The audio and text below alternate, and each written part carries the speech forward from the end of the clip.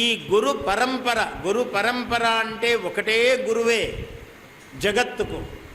జగద్గురువు 4 చతురామ్నాయ పీఠములను శంకరుల వారు, ఆదిశంకరులే జగద్గురువు. అసలు జగద్గురు పరంపర ఎలా ఉన్నది, ఎక్కడి నుంచి మొదలు పెట్టాలి మనము?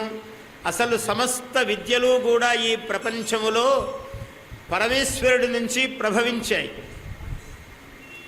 చతురో వేదానధీత సర్వశాస్త్రమయం విదుః ఇతిహాస పురాణానాం తన్మే మనస్సివ సంకల్పమస్తు.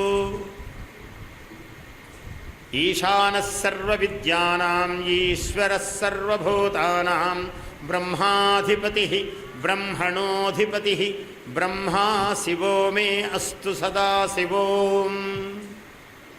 ఈశానః సర్వ విద్యానాం, సర్వ విద్యలకు అధీశ్వరుడు ఆయన పరమేశ్వరుడు. అలా సర్వ విద్యాధీశ్వరుడు ఆయన. ఈశానః సర్వ విద్యానాం ఈశ్వరః సర్వభూతానాం, సర్వభూతములకు ఈశ్వరుడు ఆయన. మొత్తము కనపడేటువంటి పంచమహాభూతములే కాక సకల భూతరాశి ఏవేవి ఈ ప్రపంచంలో ఉన్నాయో అన్ని సమస్త భూతములు. అందుకే సామాన్యులకు కూడా అది ఎలా ప్రాకింది అంటే, అయ్యా శివుని ఆజ్ఞ లేనిదే చీమైనా కుట్టదు అనే మాట వచ్చింది. అతి సామాన్యులు, చదువులేని సామాన్యులు కూడా శివమహిమ ఎలా మాట్లాడుకుంటున్నారు? శివుని ఆజ్ఞ లేనిదే చీమ కూడా కుట్టదు అంటే ఈ ప్రపంచంలో ఏది కదలాలన్నా ఏది మెదలాలన్నా శివుని యొక్క ఆజ్ఞ. ఆయనకు ఆయనలోనే ఉన్నటువంటి అమ్మవారు ఆజ్ఞ. శంకరుల వారే, మళ్ళీ ఆదిశంకరుల వారే చెప్పాలి. మనకు జ్ఞానం ఎవరివ్వాలి? శంకరపీఠము నుంచే రావాలి. నేను ద్విసహస్రావధానిని, ఇంకో అవధానిని ఎన్ని అనుకోవాలి అన్నా కూడా జగద్గురు పీఠము నుంచి ఒక అనుగ్రహము ఉంటేనే ఇవి సాధ్యము. ఎందుకు జగత్తుకు గురువులు? ప్రతి మానవుడికి ఇతడు అతడు ఈ ఇందులో పుట్టాడు, ఆ వర్గములో పుట్టాడు, ఆ దేశములో ఉన్నాడు, ఈ దేశములో ఉన్నాడన్న భేదము లేదు. మనిషైన ప్రతివానికి కూడా వాళ్ళు దారి చూపారు. శంకరుల వారు ఎటువంటి వారు? మానవులందరూ ఉద్ధరింపబడటానికే మార్గం చెప్పారు. ఏ ఒక్కరికో ఇద్దరికో, ఓ 1000 మందికో, 1,000,000 మందికో చెప్పలేదు. ఆదిశంకరుల యొక్క ఉద్భవం ఏమిటి అంటే ఆయన ఈ ప్రపంచం కోసమే చెప్పాడు. అందుకనే జగత్తుకు గురువయ్యాడు.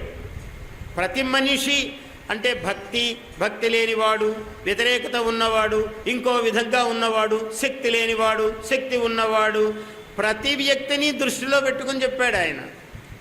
అన్ని విధములైన మానవాళి కోసము ఆయన బోధించాడు మార్గమును. ఒకే ఒక్క విధము కాదు, ప్రపంచములో ఎన్నెన్ని విధాల మానవాళి ఉన్నారో, ఇంకా మానవులే కాక పశుపక్ష్యాది జీవరాశులు కూడా ఎలా తరించాలో అటువంటి మార్గములు బోధించారు ఆయన. అందుకు జగద్గురువు. ఏ దేశములో వాడి వాళ్ళ ప్రపంచమంతా కూడా శంకరాస్ ఫిలాసఫీ అని చెప్పుకుంటున్నారు. ఆయన ప్రతిపాదించినటువంటి అద్వైతము ప్రపంచమంతా మాట్లాడుకుంటున్నది. ఏ భాష వాడో, ఏ మతము వాడో, ఏ ఊళ్ళో ఉన్నవాడో, ఏ దేశములో ఉన్నవాడో ఇవాళ శంకరుల వారి గురించి మాట్లాడుకుంటున్నారు. ఆహా, మేము తరించాము, ఇంత అద్భుతమైన విషయాలు చెప్పారా అని ఆశ్చర్యపోతున్నారు, ఆనంద భాజనులు అవుతున్నారు జనులందరూ కూడా. అంత అద్భుతము. ఏ ప్రసార సాధనాలు లేవా అన్నాడు. ఒక ఫోన్ మాట్లాడుకోవడానికి సౌకర్యము కాదు, ఇక్కడి నుంచి అక్కడికి పంపించామండి వార్త అని. కేవలం ఆయన సత్వ శుద్ధి. ఇవాళ మనకు విమానాలు, హెలికాప్టర్లు ఇన్ని ఉండి ఇవాళ అమర్నాథ్కు పోవాలంటే, ఇవాళ మనము కేదార్నాథ్కు పోవాలంటే ఎంతో శ్రమకు ఓర్చి ఇప్పుడు కూడా ఎంతో శ్రమపడిపోతున్నాము.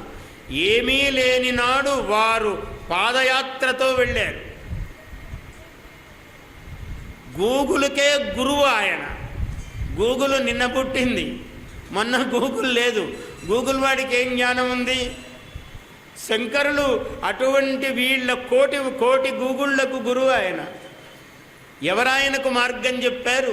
ఆ కంటకాకీర్ణమైనటువంటి శిలామయమైనటువంటి వృక్ష మృగ సంకులితమైనటువంటి హిమాలయ ప్రాంతములో ప్రయాణము చేసి మీరు ఏ క్షేత్రమునకు వెళ్ళండి, శంకరుల వారు ఇక్కడ యంత్రం స్థాపించారండి, శంకరుల వారు ఇక్కడ ఈ అమ్మవారి ఉగ్ర కళను తీసి ఇక్కడ శాంత కళను ప్రవేశపెట్టారండి, మీకు ఏ దివ్యక్షేత్రానికి భవ్యక్షేత్రానికి వెళ్ళండి, ఇదే మాట వినపడుతుంది.